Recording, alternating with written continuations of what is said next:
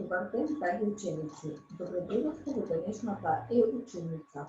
Денес на овој час имаме час по ликовно образование. Со вас се биде наставничката Јованка Гриовска, вработена во Општинското основно училиште Дане Град.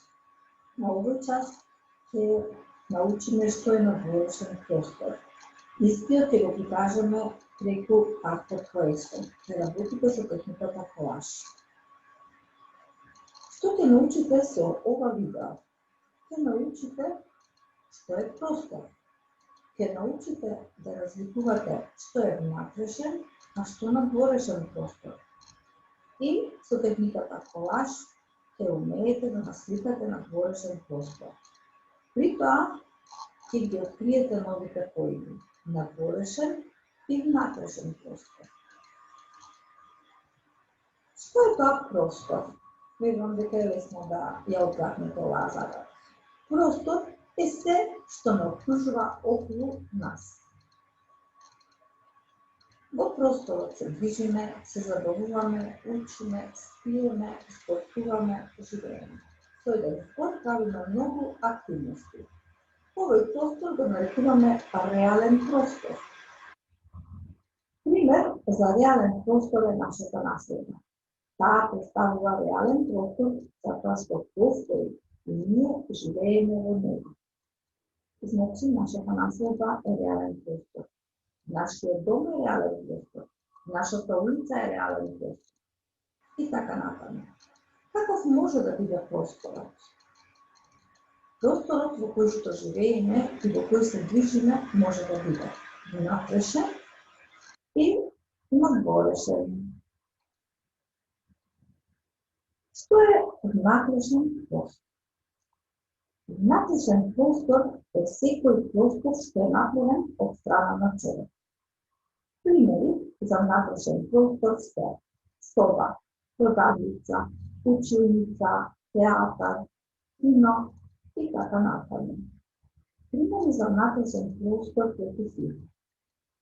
Училницата е внатрешен простор, а е направена од човек. Пример за внатрешен простор е и вашата детска соба. Значи, детската соба е внатрешен простор. Што е тоа надворешен простор? Надворешен простор е оној во кој можеме слободно да се движиме. Примери за надворешен простор се природата, небото, улицата, паркот, поштадот, планината, полето и така натаму. Пример за надворешен простор преку слика. Природата е надворешен простор затоа што слободно се движиме. Пример за надворешен простор е училишниот двор, затоа што е надвор. И да повториме, да разграничиме што е внатрешен, а што надворешен простор. Ќе ви понудам две сликички, левата ми кажува продавница, а десната пейзаж. Верувам дека не беше тешко да погодите дека внатрешен простор е продавницата, а надворешен простор е пейзаж. Која е денешната ваша задача? Денешната задача е да прикажете надворешен простор. Надворешниот простор ќе го прикажете ако насликате парк во есен. Тоа ќе го насликате со техниката колаж. И во прва линија работевме со техниката колаж, а најнапред да ја погледнеме како изгледа есента со нејзините волшебни бои. Гледаме шумска патека на која што се движат неколку животни и се подготвуваат за долгата зима. Есента се одивува со нејзините топли бои. И на следната слика ја гледаме есента се распослана во топли бои и во неа уживаат човекот со неговиот пријател Куцик. И се подсетиме како се работеше со техниката колаж. Колажот е ликовна техника каде што сликата се реализира по пат на лепење на материјал колаж на друга подлога, лист од блок. Например, српските дрвја се изработени од колажна хартија, тоа што се наместува на подлога на лист од блок.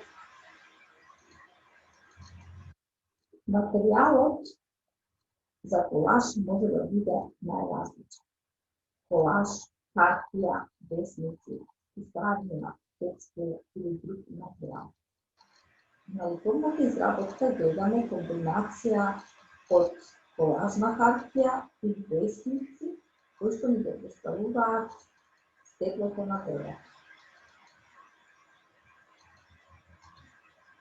Материјалот, односно колажот, се сече со ножички, се разложува на листот и се компонира во нова целина со лепење на листов блок или пак на друга површина.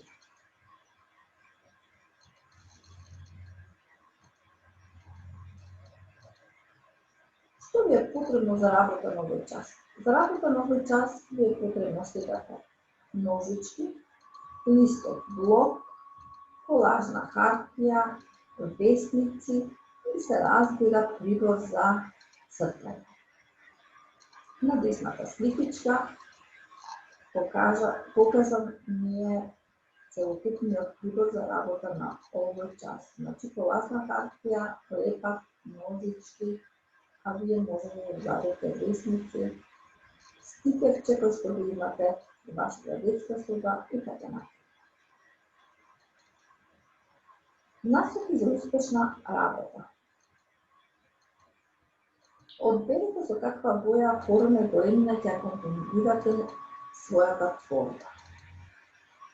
Најнапред вашата идеја нацртајте ја со контурна линија на листот од блокот, а потоа започнете со работа, односно исечете ги и залепете ги најнапред големите, па помалите делови од колажот во една комбинација која гради една слика. Обрнете внимание на следните моменти. Хартијата користија рационално, односно економично. Пожелно е формите да не се лепат по почетокот, бидејќи можете да формирате нови идеи во текот на работата.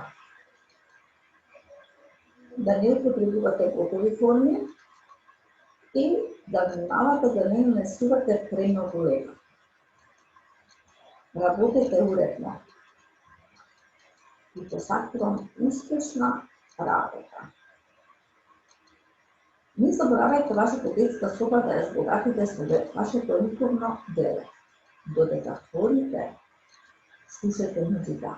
Така ја збогатите вашата ликовна фантазија.